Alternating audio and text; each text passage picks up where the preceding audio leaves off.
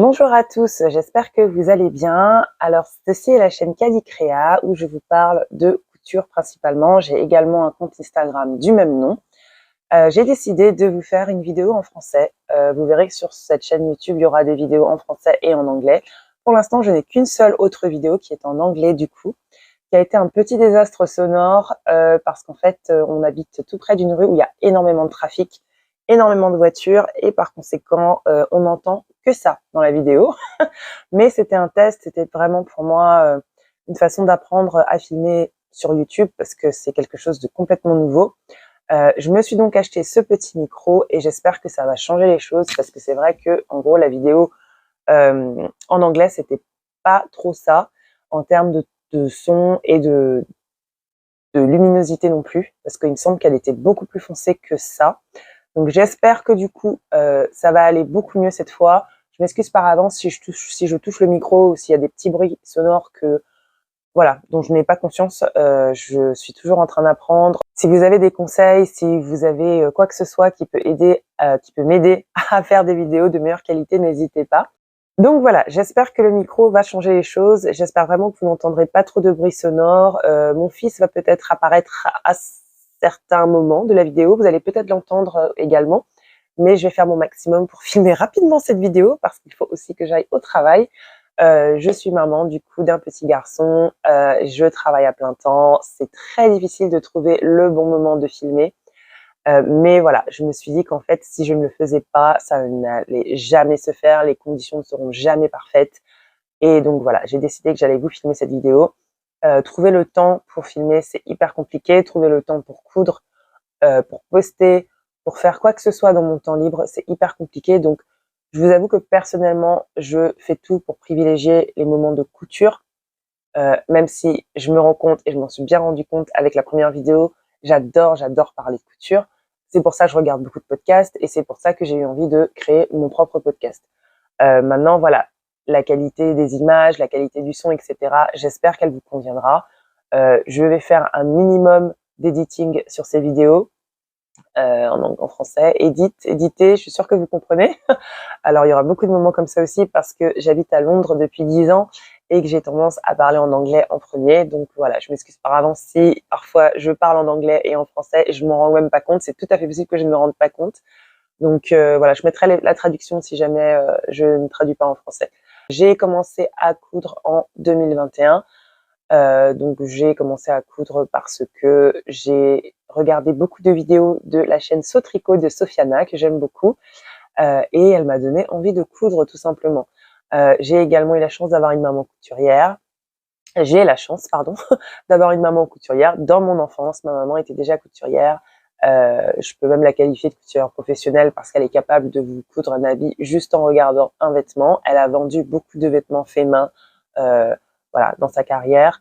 Elle est toujours couturière aujourd'hui, elle vend toujours des vêtements, donc c'est quelqu'un de hyper talentueux et qui m'a beaucoup inspirée étant plus jeune. Je pense que c'est seulement une fois que j'ai été maman moi-même ou que j'ai été sur le point d'être maman moi-même que j'ai eu envie de coudre des vêtements pour mon fils et pour moi. J'ai cousu beaucoup plus de vêtements pour moi, on va être honnête. Oui, il a quand même quelques pyjamas, hein. Mon pauvre mari, je pense qu'on est à 3 projets pour lui pour l'instant, après 2 ans et demi de couture. Donc voilà, ça reste quand même mon loisir créatif, hein, ça reste quand même mon moment à moi, donc j'essaie quand même de privilégier au maximum des projets pour moi. Mais j'ai également cousu pour les bébés d'amis proches principalement. Donc voilà, j'adore la couture, c'est vraiment un loisir qui utilise d'autres parties de mon cerveau, on va dire ça comme ça. J'ai un travail hyper prenant, assez stressant, à responsabilité, qui utilise probablement d'autres parties de mon cerveau, parce que ça reste quand même une activité où il faut beaucoup réfléchir. Quand c'est un projet où c'est des techniques que je connais déjà ou un patron que je connais déjà, c'est vraiment que du plaisir. Lorsque c'est un nouveau projet, ça demande quand même beaucoup de matière grise, je trouve, hein, personnellement. Après, je ne couds que depuis 2 ans et demi, hein. J'ai hâte d'arriver à ce stade où en fait, vous ne réfléchissez même plus et quel que soit le patron, vous savez ce que vous faites, hein. Je sais qu'il y a des couturières qui ne regardent même plus les explications du patron.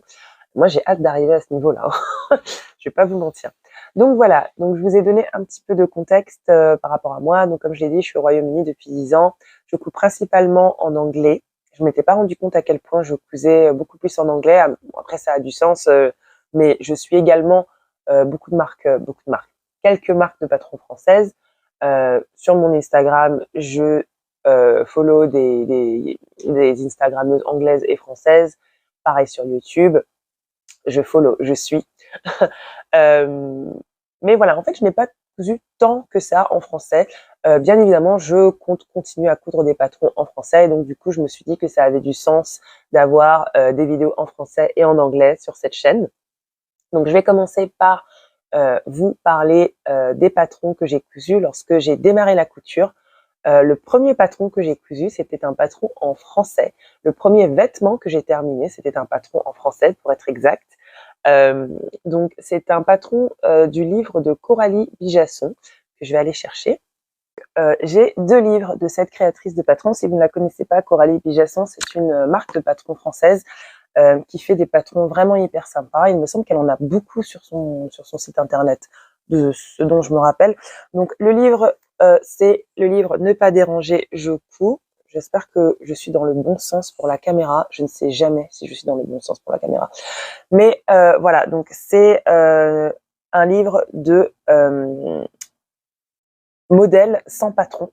Alors ça, c'est super intéressant parce que du coup, le premier vêtement que j'ai terminé, c'était un modèle sans patron. Donc un modèle sans patron, pour celles qui ne le savent pas, vous prenez vos mesures et vous les découpez, vous les reportez sur le tissu et vous découpez vos pièces en fonction de vos mesures. Donc c'est vraiment hyper sympa parce que du coup, vous êtes sûr à 100%, à 99% que le patron, que le vêtement va vous aller sans problème puisque ce sont vos propres mesures.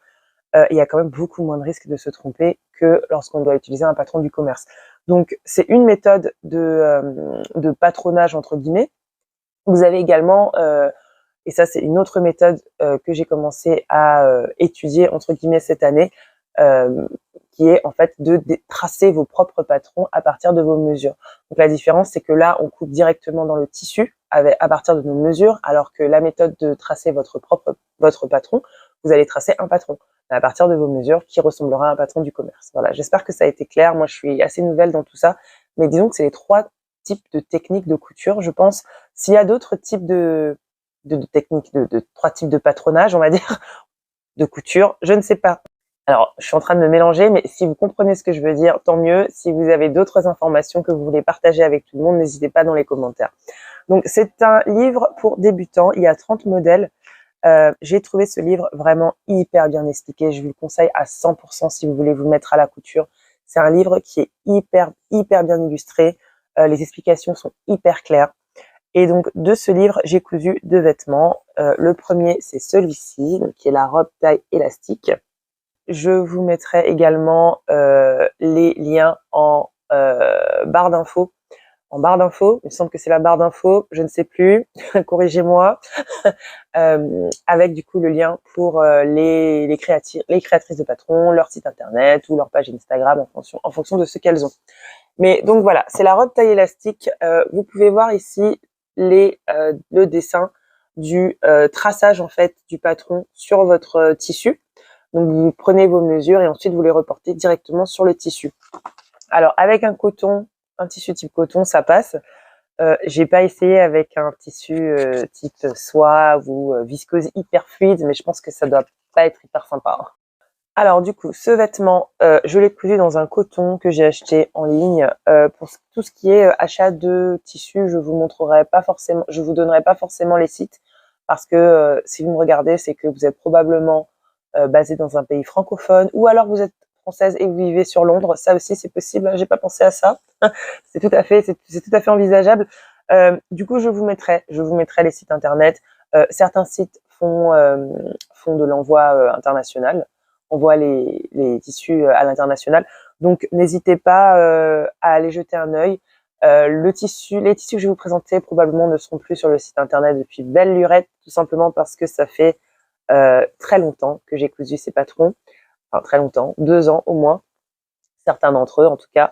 Il y en a d'autres, c'est plus récent. Mais voilà, je vous mettrai quand même quelques sites internet si jamais je me rappelle qu'il y a de l'envoi à l'international.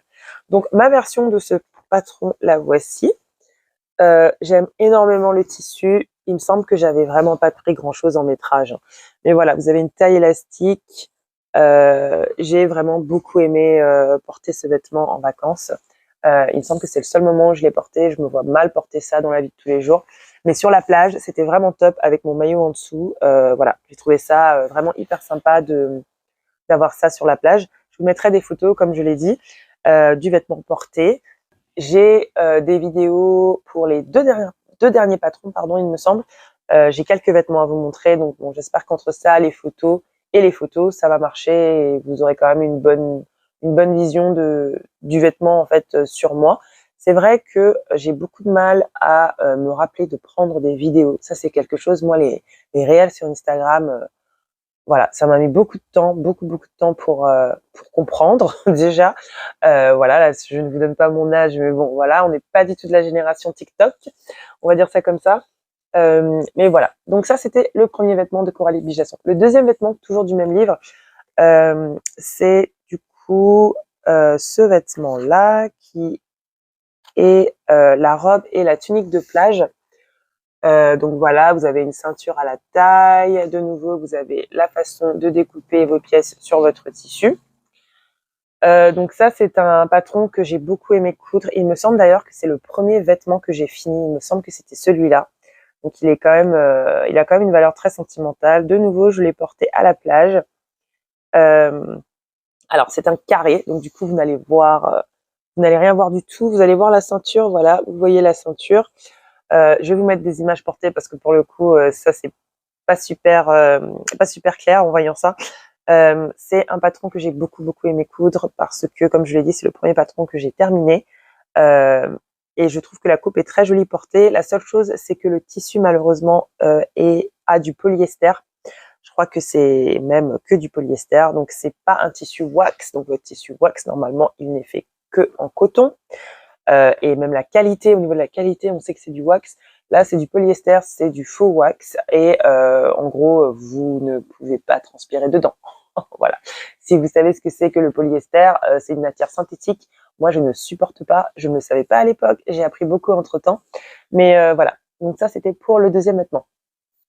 Le troisième vêtement dont je vais vous parler, c'est également un autre ouvrage de Coralie Bigasson, toujours de la couture sans patron. Et du coup, dans ce livre, on a 23 basiques, de nouveau sans patron pour débuter. La différence entre ce livre-là et celui-là, c'est que dans ce livre-là, vous avez uniquement des modèles femmes, alors que dans ce premier livre que je vous ai présenté avant, on a des accessoires et il me semble aussi un vêtement enfant, ou un ou deux. Donc voilà, c'est ça la différence principale, elle est là. Donc dans cet ouvrage, vous avez principalement des vêtements femmes et j'ai cousu un seul modèle, il me semble. Alors, si on commence à parler du nombre de patrons et du nombre de patrons que j'ai vraiment cousu, je me suis assise un soir en expliquant ça à mon mari, il a bien rigolé. Alors du coup, il travaille en finance, donc forcément le rendement, etc. Donc quand je lui ai dit combien de patrons j'avais cousu comparé à combien de patrons j'avais à peu près, hein, j'ai pas compté bien sûr, et ben ça m'a quand même fait un petit choc. Hein. Donc ça, c'est le haut que j'ai cousu, que je trouve hyper sympa d'ailleurs dans cette matière. C'est possible que je me refasse un. Donc voilà, vous avez de nouveau la manière de découper vos pièces. Quelque chose que personnellement je ferais si je réutilise ces livres, c'est de, en gros, découper ces pièces dans du papier, à tracer. Comment est-ce qu'on dit? Dites-moi dans les commentaires comment vous appelez ce papier qu'on utilise pour tracer des patrons dessus. Je ne sais pas. Donc dans ce fameux papier, je vais découper en fait, si je réutilise ce livre, je découperai les pièces en fait sur le papier. Comme ça, vous pouvez les réutiliser pour votre prochain projet dans un autre tissu. Ce qui vous fait gagner énormément de temps au lieu de retracer à chaque fois sur le tissu. Voilà. Donc ma version, de nouveau, il me semble aussi que c'est du polyester. Hein, de nouveau, hein, j'achetais des tissus que je trouvais sympas, mais je ne me posais pas trop de questions sur la matière du tissu. Donc voilà mon petit haut que je trouve assez sympathique avec du coup vos petites bretelles. On a des fronces au niveau de la bande du haut qui est au-dessus de la poitrine. Et voilà, je l'ai trouvé hyper sympa à coudre. C'était, je pense, mon troisième projet de couture. Et je trouvais que j'arrivais quand même à sortir des vêtements, quoi. C'était incroyable, je trouvais ça complètement miraculeux. De nouveau, je vous mettrai des photos. Mais donc voilà, j'ai quand même trouvé que c'était hyper intéressant de pouvoir coudre des vêtements comme ça, sans patron, juste avec mes mesures. Et je suis contente d'avoir démarré par cette technique parce qu'en fait, ça m'a ouvert, enfin, disons que ça m'a ouvert l'esprit à différentes manières de coudre. Parce qu'après, je suis passée du coup à la manière de coudre que beaucoup de personnes utilisent, qui est d'utiliser des patrons du commerce. Ensuite, mon quatrième projet, c'est une robe que j'ai cousue à partir du livre de Annabelle Bénilan, qui est un livre de Mondial Tissu que j'ai acheté à Paris, qui s'intitule 20 robes faciles à coudre. Donc j'ai cousu le modèle ici, on voit sur la couverture, c'est le modèle numéro 1, il me semble. Ah non, peut-être pas. Si, c'est le modèle 1, robe 1. Donc voilà, vous avez une autre photo ici. Et également la alors c'est pas la fente du coup, il me semble qu'elle a juste ouvert les boutons de la robe. Ouais, il me semble que c'est ça. Donc vous avez des boutons du haut de la robe jusqu'en bas en fait, et après vous décidez si vous voulez une fente ou pas. Alors j'ai choisi un tissu que j'aimais particulièrement pour ce projet et j'ai appris beaucoup en cousant ce projet. Donc c'est un projet où vous avez des patrons type patron du commerce, hein, donc vous avez une planche à patron à la fin du livre. Donc c'est un projet qui m'a appris énormément parce que j'ai fait l'erreur d'utiliser, j'ai fait 2 erreurs d'ailleurs. La première erreur, c'est que je n'ai pas mesuré le patron sur le papier, tout simplement parce qu'il n'y a pas de mesure du vêtement fini pour ces robes, ce qui n'aide absolument pas à décider quelle taille coudre. Du coup, je me suis fiée à mes mesures et c'était une grosse erreur parce qu'en fait, la robe est un peu trop grande. C'est pas hyper choquant, mais moi maintenant que j'apprends de plus en plus à choisir la bonne taille, maintenant oui, ça me choque. Et je pense que je vais devoir rajouter un élastique à la taille, ou en tout cas je vais devoir faire quelque chose pour pouvoir la porter. Donc je n'ai pas mesuré sur le papier parce que ça peut être une option. Si vous n'avez pas les mesures du vêtement fini, vous mesurez votre patron directement sur le papier. Et la deuxième erreur que j'ai faite, c'est que j'ai utilisé un tissu que j'aimais énormément. Donc 2 grosses erreurs qui m'ont appris beaucoup, hein. C'est comme ça qu'on apprend de toute façon. Je vais vous mettre des photos de ma version. J'aime beaucoup cette robe, hein. J'aime beaucoup cette robe parce que c'est vraiment une robe qui m'a permis de me rendre compte que je pouvais coudre des objets, des projets plus longs, des projets plus compliqués. Voilà, j'avais toutes les boutonnières à faire. J'avais, je pense, une dizaine de boutons, sinon plus à coudre à la main. Ça se coud également à la machine à coudre. Il me semble que la mienne le fait aussi, mais j'aime bien coudre les boutons à la main, ça ne me dérange pas.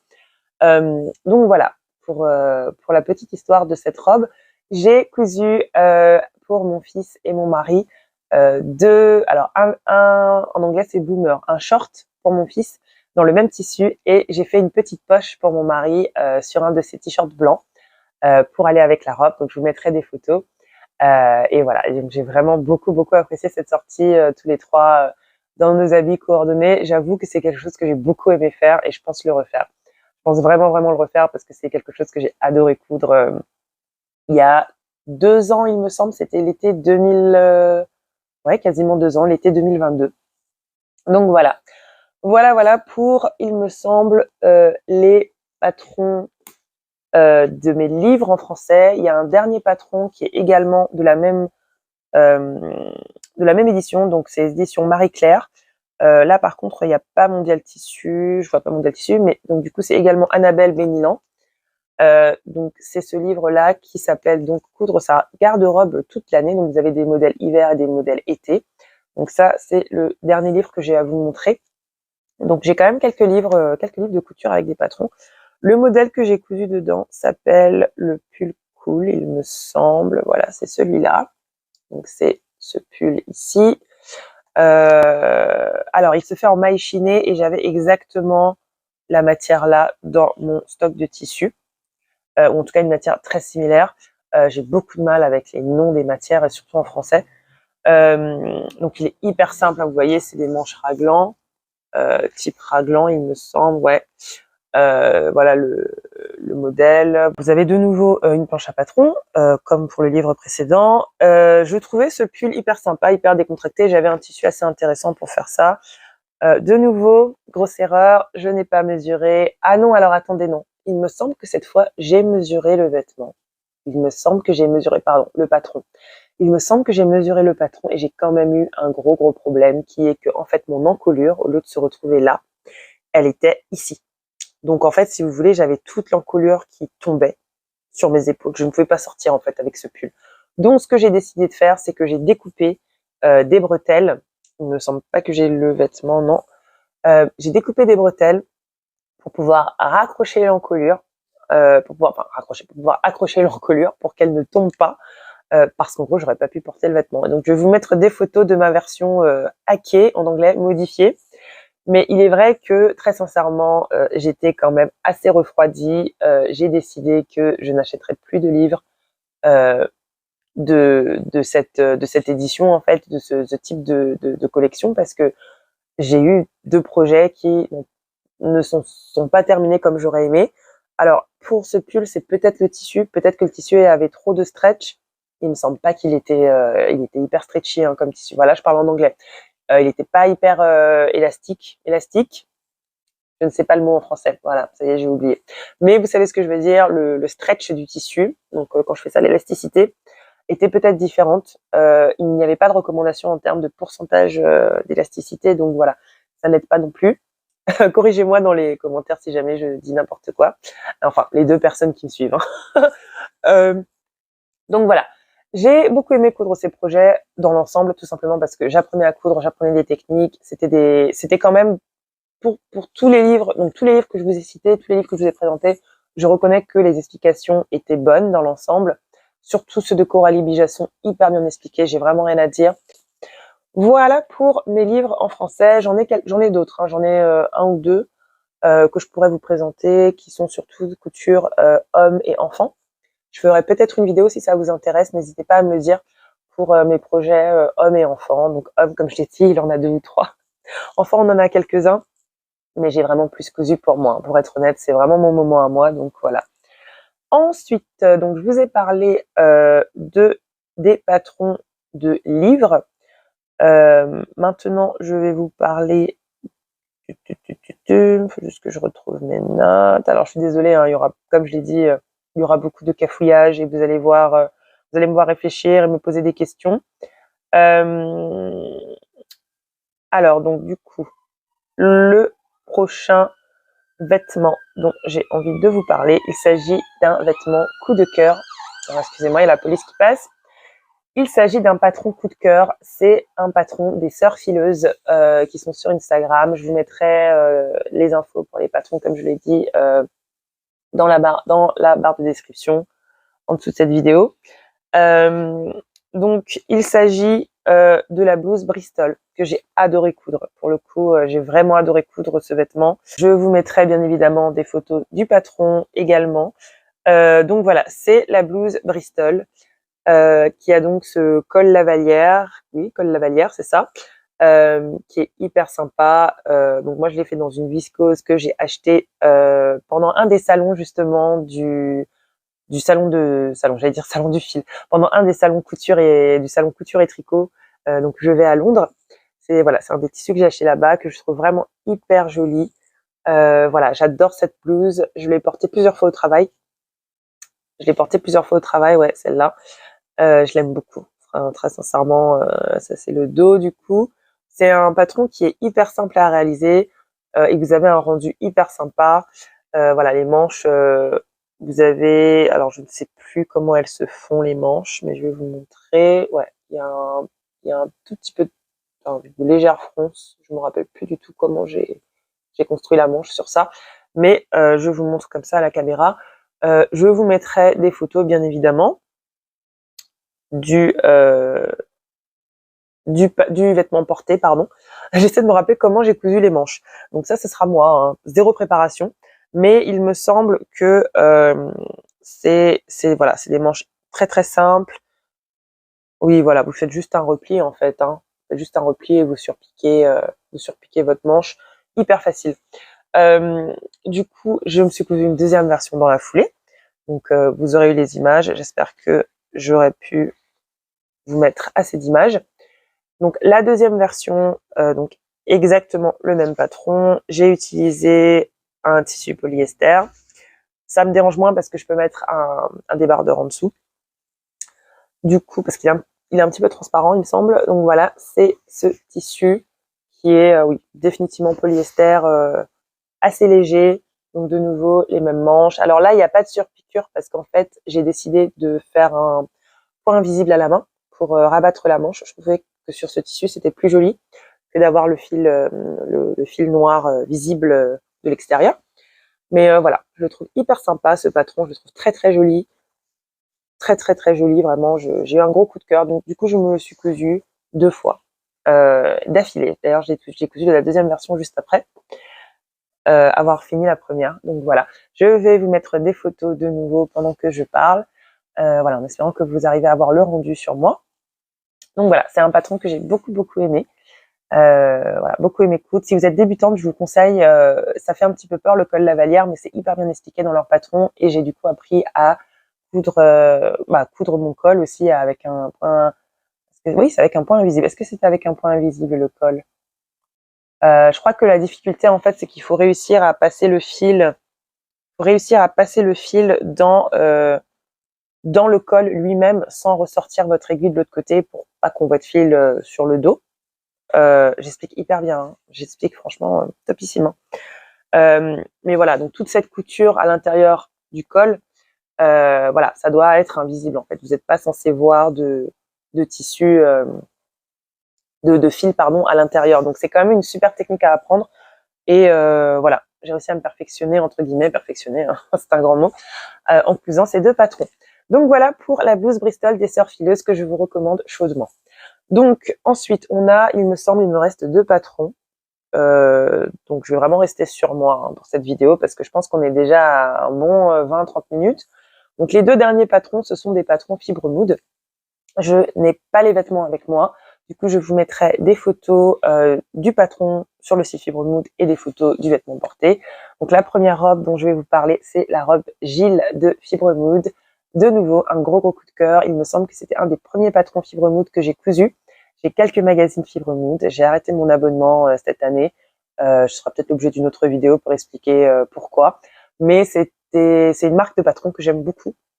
C'est une marque belge, il me semble, qui a, je trouve, des explications qui sont vraiment top.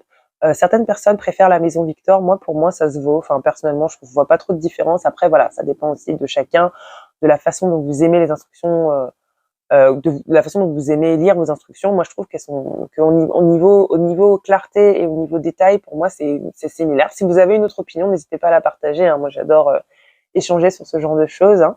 Donc la robe Gilles, c'est une robe que je trouve magnifique. Je trouve que ça peut se porter n'importe où, que ce soit pour aller faire vos courses ou pour aller à un mariage, en fonction du tissu que vous choisissez.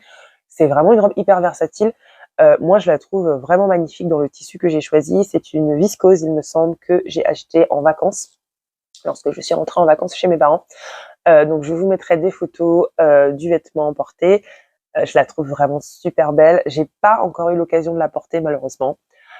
Parce que je trouve que ma version fait un peu plus cocktail, invité à un mariage. Je pourrais la porter pendant l'été. Je pense que je pourrais la porter pendant l'été. Je l'ai fini fin d'été dernier, à la fin de l'été dernier, donc du coup ça a été compliqué de pouvoir la porter. Cet été, effectivement, ça serait possible de la porter pour juste aller se balader. Faudra par contre que je mette une jupe en dessous parce qu'il me semble qu'il est transparent. Je vous mettrai une vidéo aussi et je trouve que le tissu est assez transparent, donc je vais peut-être devoir porter une jupe en dessous, à voir, ou peut-être un short. Il faudra que je décide, enfin un short, un sous-vêtement, hein, pas un short, mais voilà, il faudra que je décide si je rajoute une jupe en dessous ou pas, parce que je trouve que c'est un petit peu transparent.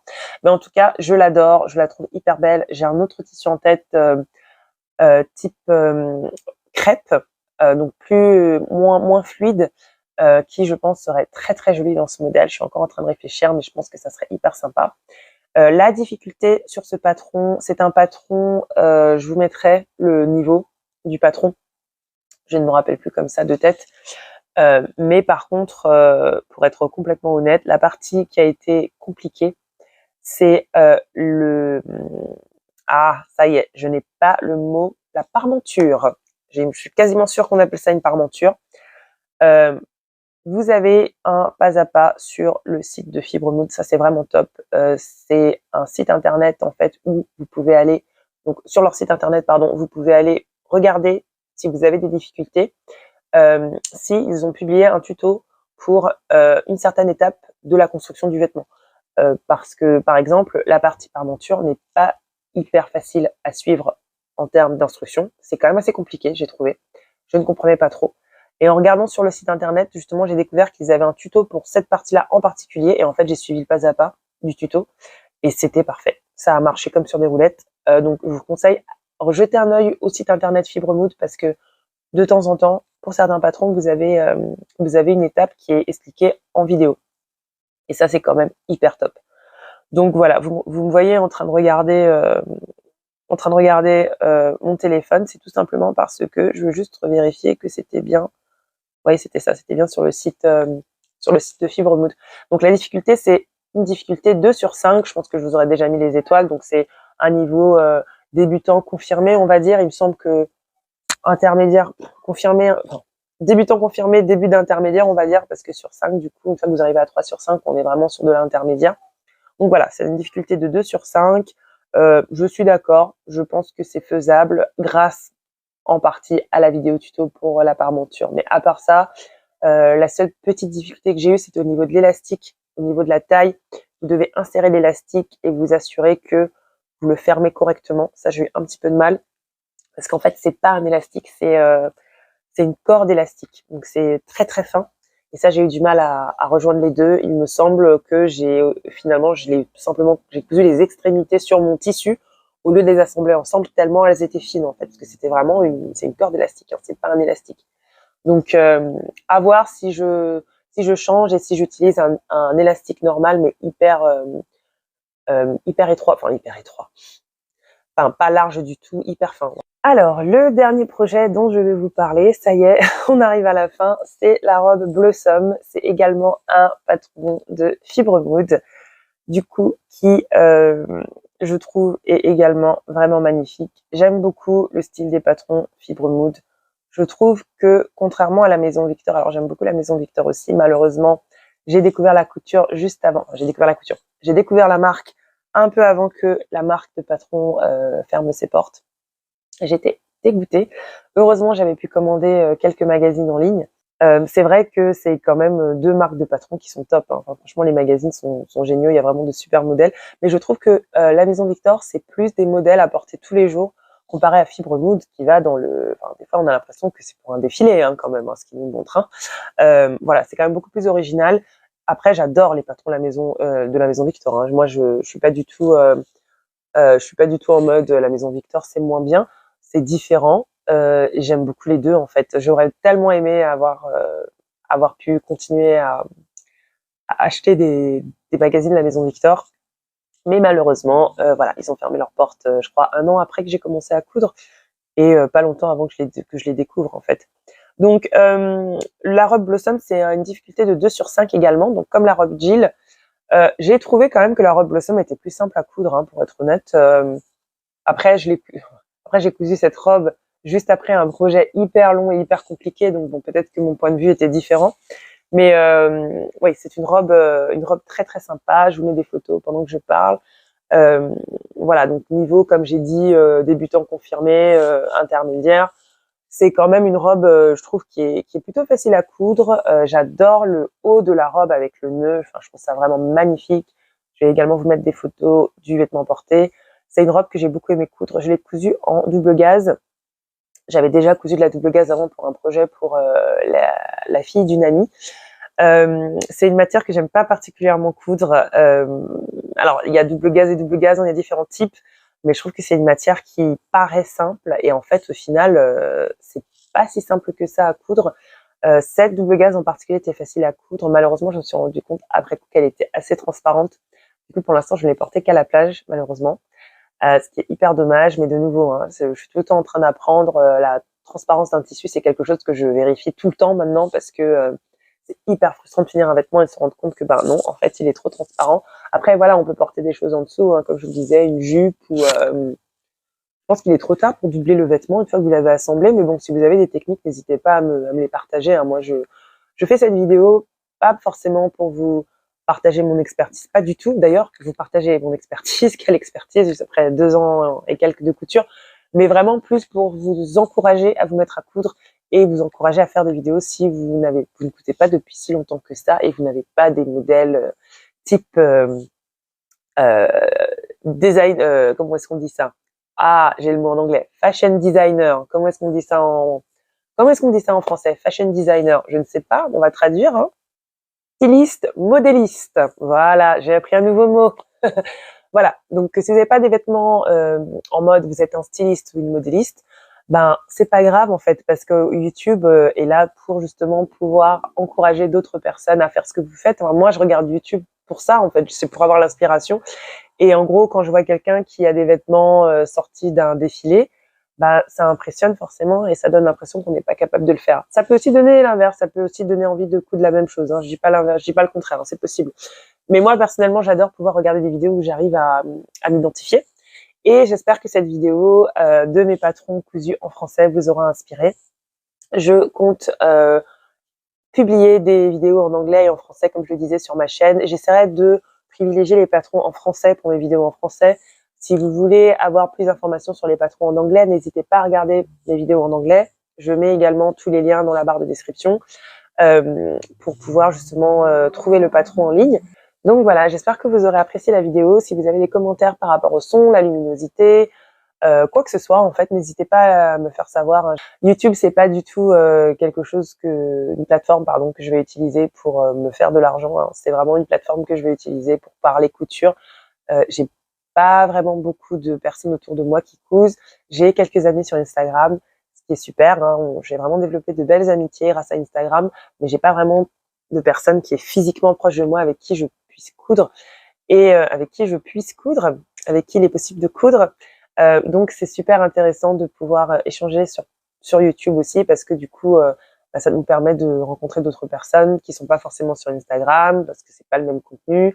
Voilà, moi j'aime Instagram pour ça et donc je me suis dit que j'allais commencer YouTube tout simplement parce que j'adore parler couture, j'adore regarder des podcasts et j'adore rencontrer d'autres personnes qui cousent. Donc c'est les 3 raisons principales qui m'ont donné envie de faire mon propre canal YouTube. Ma propre chaîne YouTube. En anglais, c'est YouTube channel. C'est pour ça. J'ai traduit de l'anglais. Voilà. Parfait exemple. Donc voilà, je vais arrêter de blablater. J'espère que cette vidéo vous aura plu. J'espère que elle vous aura donné envie de coudre si vous ne cousez pas encore. Si vous avez des questions par rapport au patron ou au livre que je vous ai présenté, n'hésitez pas à me les poser. Et j'espère vous retrouver dans une autre vidéo. À bientôt.